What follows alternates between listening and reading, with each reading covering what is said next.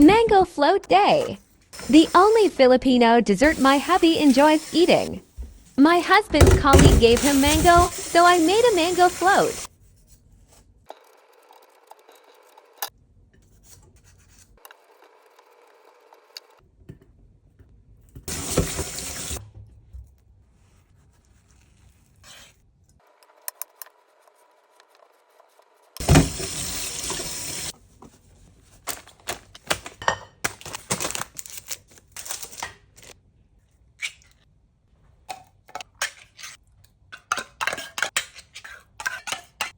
Condensed milk and cream must be thoroughly mixed. First, add the mixture into your container. Second, the graham. Third, the cream. Fourth, sliced mango.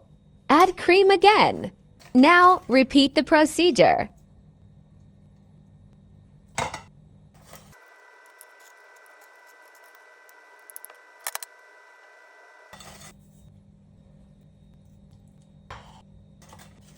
For the last layer, add cream and add graham cracker crumbs at the top for decoration.